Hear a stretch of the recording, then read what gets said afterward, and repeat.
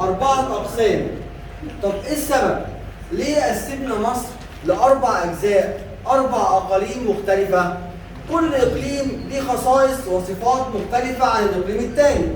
إن عندنا مثلا منطقة زراعية زي وادي النيل والدلتا، دي أرض زراعية. عندنا الصحراء الغربية، دي معظمها رمال وليها خصائص معينة. عندنا الصحراء الشرقية، دي معظمها جبال وليها خصائص مختلفة. وعندنا شبه جزيرة سيناء، ودي برضه ليها خصائص مختلفة. عشان كده بنقسم مصر كام إقليم؟ 4، اللي هي الصحراء الغربية والصحراء الشرقية. وهنا بقى الأرض الزراعية اللي هو وادي النيل والدلتا والفيوم، دي منطقة زراعية. طيب وعندنا شبه جزيرة إيه؟ سيناء. يبقى تاني أقاليم مصر المورفولوجية، يعني إيه المورفولوجية؟ تضاريسية. بنقسمها لكام إقليم؟ 4 أقاليم مورفولوجية أو 4 أقاليم تضاريسية مختلفة. كل إقليم ليه صفاته وليه الخصائص الخاصة بيه. هيجي لي هنا مثلا سؤال: تخيل الصواب، تنقسم مصر إلى 3 ولا 4 ولا 5 أقاليم؟ أقول له إيه؟ 4 أقاليم مورفولوجية. صعبة؟ طيب إيه هي بقى؟ قلنا الصحراء إيه؟ الغربية والصحراء الشرقية. وادي النيل والدلتا والفيوم شبه جزيرة سيناء. يبقى تاني تنقسم لكام قسم؟ 4 أقاليم مورفولوجية، اللي هي إيه؟ الصحراء الغربية، الصحراء الشرقية، وادي النيل والدلتا والفيوم شبه جزيرة سيناء. هنبدأ بأول إقليم من ال4 دول، اللي هو الصحراء الغربية. واضح كده من الخريطة ديت إن الصحراء الغربية هي أكبر الأقاليم مساحة. تمام؟ يبقى لو قال لي كده أكبر الأقاليم مساحة هي الصحراء الغربية ولا الصحراء الشرقية ولا وادي النيل والدلتا ولا سيناء؟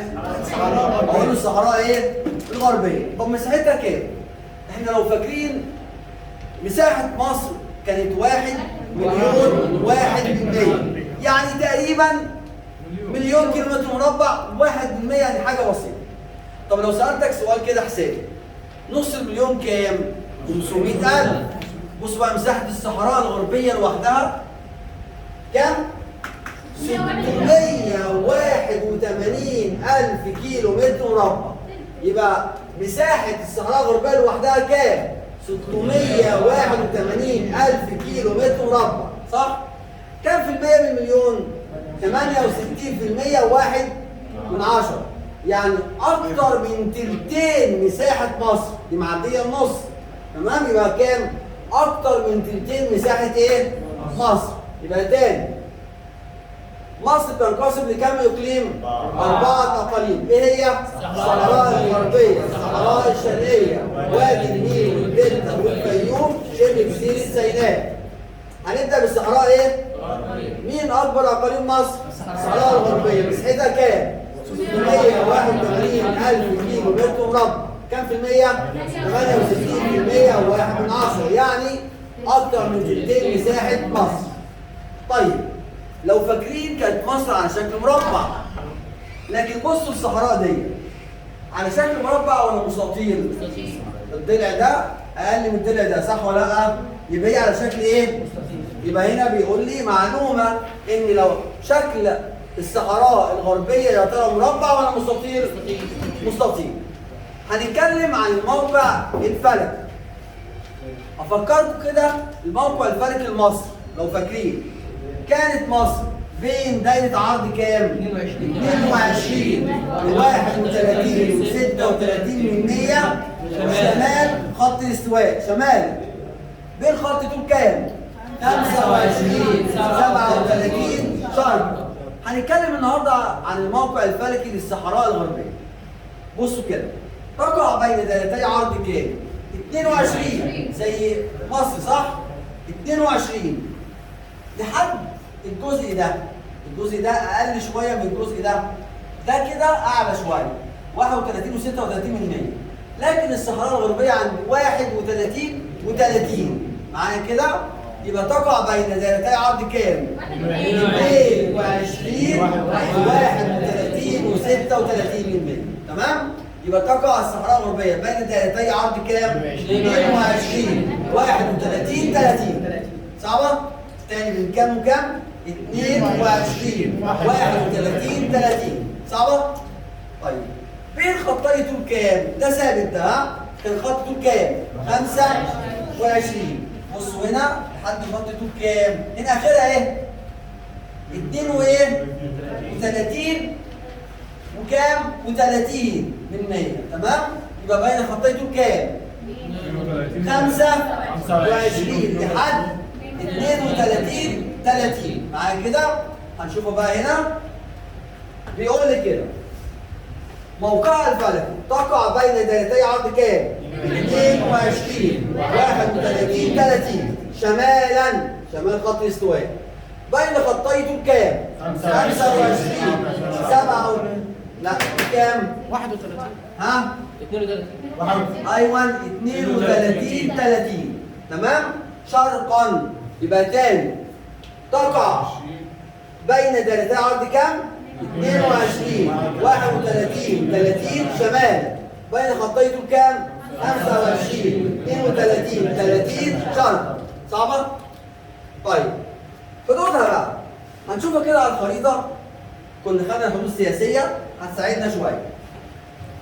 الصحراء الغربية يحدها من الشمال ايه؟ بحر متوسط. من الجنوب من الغرب من الشرق ايوه وادي النيل والدلتا. لان لحد هنا لو عدينا النيل الناحيه الثانيه هنخش على الصحراء ايه؟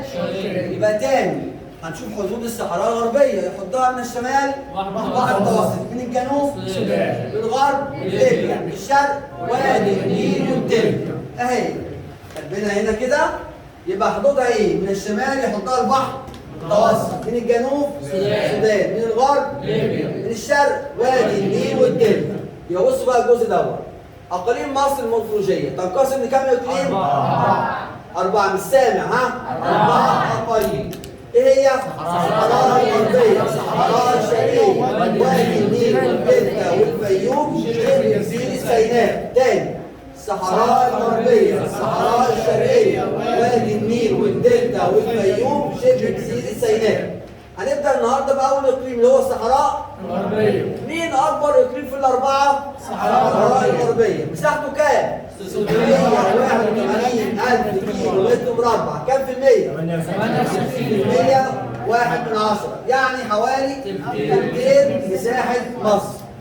طيب الصحراء الغربية قلنا على شكل ايه؟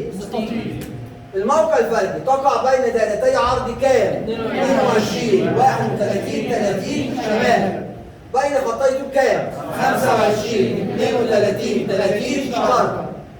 طب حدودها بقى يحدها من الشمال البحر المتوسط. من الجنوب السودان. من الغرب من الشرق وادي النيل والدلتا. فيها مشكلة؟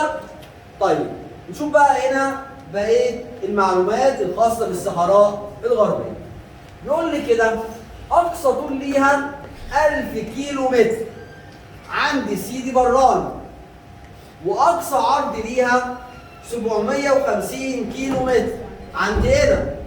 وأقل عرض عند مدينة إيه؟ هنشوف الكلام ده. بص يا شباب. طبعا هنا ده خط مستقيم صح؟ اقصى طول هيبقى عند اكتر حته عاليه لفوق كده اللي هي عند الحته دي صح؟ الحته دي اسمها ايه؟ سيدي بران. اسمها سيدي ايه؟ سيدي بران. لو قسنا الطول ده من سيدي بران لحد حدود السودان حوالي كام؟ 1000 كيلو. يبقى اقصى طول لها ايه؟ 1000 كيلو. هيبقى هنا ولا هنا؟ سيدي بران ولا خليج العرب مثلا؟ سيدي بران صح؟ حوالي 1000 كيلو عند سيدي ايه؟ يبقى اقصى طول ليها كام؟ 1000 كيلو من عند سيدي ايه؟ راس سيدي بران. تمام؟ طيب اقصى عرض يا ترى هيبقى هنا عند بني سويف ولا اسيوط ولا عند هنا؟ بصوا اقصى عرض العرض ده كام؟ 750 كيلو عند مدينة ايه؟ قنا. تمام كده؟ تاني يبقى اقصى طول ليها كام؟ 1000 كيلو عند سيدي ايه؟ بران. تمام؟ طيب اقصى عرض ليها كام؟ 750 كيلو عند مدينه هنا، صعبه؟ طيب اقل عرض احنا عندنا لو فاكرين الفيوم تبع وادي النيل والدلتا ارض زراعيه، وصل لها فرع من النيل اللي هو حته بحر كده اسمه بحر يوسف، تمام؟ فدي ارض ايه؟ زراعيه تبع وادي ايه؟ النيل، يعني ممتده لحد هنا. فيبقى اذا اقل عرض للصحراء الغربيه عند مدينه ايه؟ الفيوم، الصحراء لحد هنا بس، معايا كده؟ يبقى اقل عرض عند مدينه الفيوم واقصى عرض عند مدينه هنا. فهمناها كده؟ طيب نرجع لها تاني. يبقى هو اقصى طول للصحراء الغربيه كام؟ 1000 كيلو عند سيدي ايه؟ واقصى عرض ليها حوالي كام؟ 750 كيلو عند مدينه هنا. اقل عرض ليها عند مدينه ايه؟ صعبه ديت؟ طيب هنقسمها بقى. احنا بنقسم الصحراء الغربيه لقسمين. اول قسم اقليم الهضاب. اقليم ايه؟ ده معظم مساحه الصحراء الغربيه هضاب. حوالي 67% من الصحراء الغربيه هضاب. وفي اقليم السهل الساحلي حوالي 1% من مساحه مصر. بصوا على الخريطه كده. بصوا يا جماعه، دي الهضبه الجنوبيه اسمها الجولف الكبير. تنتهي عند الهضبه الوسطى. الهضبه الوسطى بعدها هضبه ايه؟ مرمريكا. بصوا الثلاث هضاب بالعرض كده، مش متقسمه بالطول، عرضيه، تمام؟ يبقى معظم الصحراء الغربيه هضاب ولا لا؟ هضاب. هضبه في الجنوب، هضبه في الوسط، هضبه في ايه؟ في الشمال. في بقى منطقه بين الهضبه دي الشماليه اللي اسمها مرمريكا والبحر. اي حاجه على البحر كده بنسميها اقليم السهل ايه؟ الساحلي. عارفين ده كام؟ 1% من مساحه ايه؟ مصر. يبقى 67%، شايف كلها 68%؟ 67% منها ايه؟ هضاب. 1% منها اقليم السهل ايه؟ الساحلي. يبقى تاني بنقسم الصحراء الغربيه الى قسمين، اقليم الهضاب واقليم السهل الساحلي. الهضاب مساحته كام؟ 67%. طب واقليم السهل الساحلي كام؟ 1%. هنمسك اول جزء اللي هو اقليم الهضاب. قلنا اقليم الهضاب كم هضبه؟ 3 هضاب. طب طوليه ولا عرضيه؟ يبقى تنقسم او ينقسم اقليم الهضاب الى كم هضبه؟ طوليه ولا عرضيه؟ هنشوفها كده. اول هضبه الهضبه الايه؟ اسمها الجولف الكبير. هي متوسط ارتفاعها 1000 متر. متوسط ارتفاعها ايه؟ 1000 متر. تاني هنتكلم عن اول هضبه، الهضبه الجنوبيه اسمها الجولف ايه؟ متوسط ارتفاعها 1000 متر. هي فيها تكوينات مختلفه، رمال، كثبان رمليه، احجار جيريه، صخور ناريه متحوله، تمام؟ فيها صخور متنوعه، بس معظمها من الحجر الرملي النوبي. من الحجر الرملي ايه؟ حجر الرمل النوبي ده يا جماعه معناها ان تحتيه خزان مياه جوفيه. حجر الرمل النوبي ده هو زي الزلط كده، على طول لما نلاقي حجر رملي نوبي يبقى تحتيه خزان مياه ايه؟ جوفيه. يبقى المياه الجوفيه تتركز تحت اي انواع الاحجار؟ الحجر الرملي النوبي. والحجر الرملي النوبي ده بنقول ان هو اتكون في العصر الكريتاسي. في العصر ايه؟ يبقى تاني اول هضبه الهضبه ايه؟ اسمها الجولف الكبير، متوسط ارتفاعها 1000 متر، تتكون معظمها من الحجر الرملي النوبي. معظمها يتكون من ايه؟ حجر رملي نوبي. حجر رملي نوبي يعني معناه تحتيه خزان ايه؟ مياه جوفيه. اتكون الحجر الرملي النوبي دوت من عصر من عصر ايه؟ الكريتاسي. من عصر ايه؟ الكريتاسي. طيب اعلى نقطه في الصحراء الغربيه جبل. احنا قلنا اعلى نقطه في مصر ولا في الصحراء الغربيه؟ الصحراء الغربيه. موجوده في الهضبه الجنوبيه، اسمها جبل ايه؟ ارتفاعه كام؟ 1907. بصوا كده، ادي الهضبه الجنوبيه اسمها ايه؟ جولف الكبير. تاني الهضبه الجنوبيه اسمها ايه؟ جولف الكبير. جولف الكبير. متوسط ارتفاعها كام؟ 1000. متوسط ارتفاعها 1000. تاني متوسط ارتفاعها كام؟ 1000 متر. بتتكون من حجر الرمل النوبي. تكون الحجر اتكون في اي عصر؟ العصر الكريتاسي. معنى حجر رمل نوبي ان تحتها خزان من ايه؟ مياه جوفيه. فيها هنا اعلى نقطه في الصحراء الغربيه جبل اسمه جبل ايه؟ ارتفاعه كام؟ 1907 متر. واضح طبعا ان فيها هنا منخفضات. يعني ايه منخفضات؟ ارض الرياح حفرت الرمله اللي فيها فاصبحت منخفضه واصبحت الارض قريبه من المياه الجوفيه. يعني ممكن ببساطه احفر كده مسافه بسيطه الاقي ميه جوفيه. عشان كده بيبقى في واحات، ناس عايشه في الواحات ديت. ليه؟ الابار عمقها الميه مش كبير لانها اصلا عباره عن منخفض، الرياح ايه؟ حفرتها. فهنا عندي منخفض اسمه الخارجه عشان خارجه من الصحراء شويه. منخفض تاني اسمه الداخله عشان داخل جوه ايه؟ الصحراء. يبقى مين المنخفضين اللي موجودين في الهضبه الجنوبيه؟ الخارجه والداخله. في منخفضين صغيرين بقى موجودين بين الخارجه دي وبين بحيره السد. واحد اسمه كركر، واحد اسمه دونكر. كركر وايه؟ دونكر. دول ايه؟ منخفضين ايه؟ صغيرين. يبقى تاني بصوا بقى عشان دي اهم هضبه فيها. الهضبه الجنوبيه يا شباب اسمها ايه؟ الجولف الكبير. لا سمعت الشيء فكر ايه؟ دونكل. بالقاف. بص ايه؟ تاني الهضبه الجنوبيه اسمها ايه؟ الجولف الكبير. سامع اسمها ايه؟ الجولف الكبير. يبقى الجولف الكبير هي الهضبه الشماليه ولا الجنوبيه؟ الجنوبيه. متوسط ارتفاعها 1000 متر. تكون الحجر رمل نوبي. نعم مش سامع كده. الحجر ايه؟ رمل نوبي. تحتها خزان من ايه؟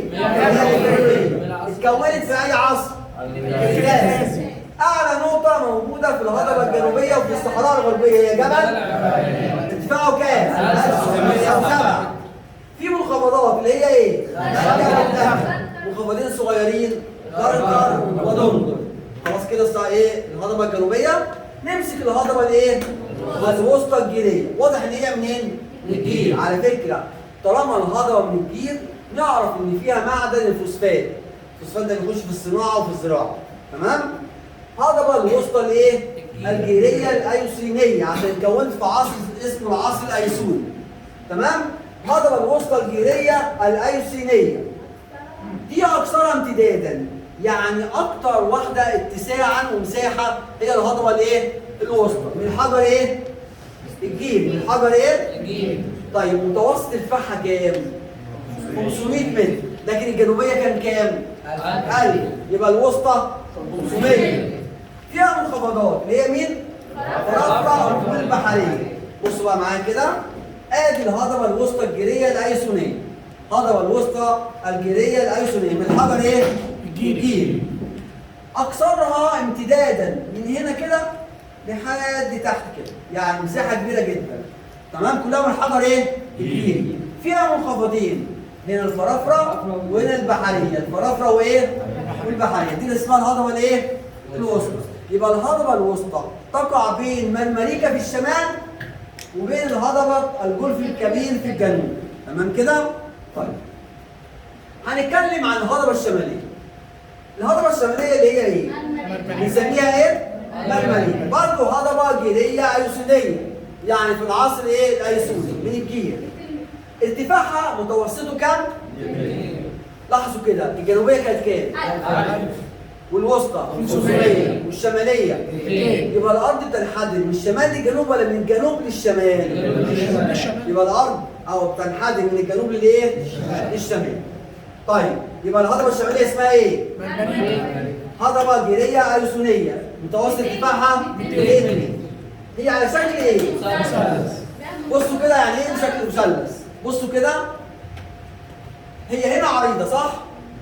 وتبدا من هنا القاعده مثلث، القاعده بتاعته في الغرب، الراس بتاعته فين؟ في الشرق. يبقى الهضبه اللي اسمها مرمريكا على شكل ايه؟ مثلث. قاعدته فين؟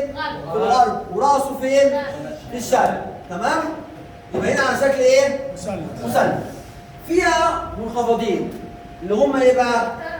القطاره وسيوه زي ما انتم شايفين. بصوا القطاره اكبر المنخفضات في الصحراء الغربيه، مساحته كبيره جدا. ومنخفض ايه؟ سيوه، القطاره وسيوه. تمام؟ طيب بصوا كده بقى، كده خلصنا على الهضاب. نرجع تاني على الهضاب بسرعه كده. اقليم الهضاب حوالي كام في المية؟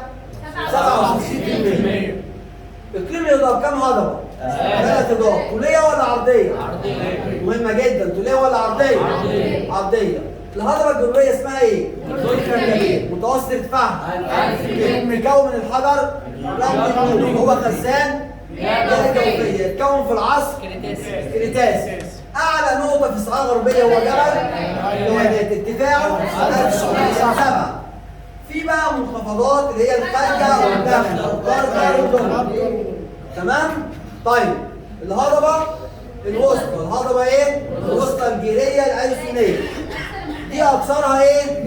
امتدادا. متوسط ارتفاعها 500 متر. فيها منخفضات ايه؟ خفضه وارتفاعيه. طب الهضبه الشماليه اللي هي بنسميها هضبه جيريه ايسونيه، متوسط ارتفاعها كام؟ 200 متر. على شكل ايه؟ طب مين فاكر القاعده بتاعته في الغرب، والراس بتاعته فين؟ في الشرق. طيب فيها منخفض ايه؟ قطاره منخفض سيوه. تمام؟ يتفضل لي اقليم الساحل ايه؟ الساحلي. فين بقى اقليم الساحل الساحلي دوت؟ اللي هو بين هضبه الملكه والبحر المتوسط. يعني مثلا اي حاجه على البحر بسميها اقليم الساحل الساحلي. ده اقليم الساحل الساحلي البحر ايه؟ متوسط. يبقى ده كده مثلا اقليم الساحل الساحلي الخليجي ايه؟ السويس، وهكذا. طيب اقليم الساحل الساحلي ده قد ايه من مساحه مصر؟ واحد ايه؟ في المية. اهم الرؤوس خدناها قبل كده في الحدود اللي هي راس الضبع، راس الحكمه، علم الروم. بصوا معايا كده اهي. يعني ايه راس الاول؟ ارض داخله جوه الميه كده، صح؟ بنسميها رؤوس. راس ايه؟ الضبع، راس حكمه، راس علم الروم. تمام؟ دول اهم الرؤوس. في راس براد اللي احنا لسه واخدينها. تاني راس الضبع، راس الحكمه، علم الروم. طب لو الميه هي اللي داخله جوه اليابس بنسميها خليج. اهم خليجين، خليج العرب وخليج الحكمه. يبقى نحفظ كام راس؟ دي هم راس الضبع، راس الحكمه، علم الروم. نقولهم تاني: راس الضبع، راس الحكمه، علم الروم. ونحفظ خليجين، خليج ايه؟ العرب وخليج الحكمه. تمام؟ طيب عندنا اقليم الساحل الساحلي دوت، هل المساحه بتاعته او السمك بتاعه هيبقى يا ترى واحد كده زي ما هو ولا هيختلف؟ هيختلف. ايه اللي بيخليه يختلف؟ يتسع احيانا، يضيق احيانا. بصوا معايا، لو الهضبه دي قربت بالبحر هيبقى اقليم الساحل الساحلي ايه؟ ضيق. ولو بعدت عن البحر هيبقى اقليم الساحل الساحلي ايه؟ متسع. تمام؟ طيب اضيق حته في اقليم الساحل الساحلي حته اسمها شرم عجيبه، او منطقه ايه؟ عجيبه، غرب مرسى مطروح. طبعا سمعنا عن الشاطئ دوت اسمه شاطئ عجيبه. تمام؟ تمام. ليه بقى؟ الهضاب هضبه برمانيكا نازله قريب جدا من الشط، فهنا شاطئ عجيبه ده بيتسم بالضيق ايه؟ الشديد. يبقى اضيق منطقه في اقليم الساحل الساحلي الصحراء الغربيه عند شرم ايه؟ عجيبه. عند ايه؟ عجيبه. تمام؟ بصوا معايا كده. اقسام الصحراء الغربيه بنقسمها كام قسم؟ 2. اول حاجه اقليم ايه؟ الهضاب كام في المية؟ 67%. السامع كام في المية؟ 67%. واقليم الساحل الساحلي كام في المية؟ 4%. طيب اقليم الهضاب كام هضبة؟ 3. طولية ولا عرضية؟ عرضية. اظن هنا استطيعوا معاها اكتر من نقطة على فكرة. ها؟ يعني عايزينكم تصحصحوا شوية. عايز كده شدة. تاني اقليم الهضاب كام هضبة؟ 3 هضبات. اقليم الهضاب كام هضبة؟ 3. طولية ولا عرضية؟ عرضية. عرضية. طيب الهضبة الجنوبية اسمها ايه؟ متوسط ارتفاعها 1000 متر. بتتكون من الحجر تحتها خزان بتتكون في العصر الثالث. اعلى نقطة في الصحراء الغربية هي ارتفاعه كام؟ 1907. طيب مين المنخفضات الموجودة في الهضبة الجنوبية؟ خارجة وداخلة. في منخفضين صغيرين كركر ودم. طب الهضبه الوسطى الجيريه الايسونيه هي اكثرها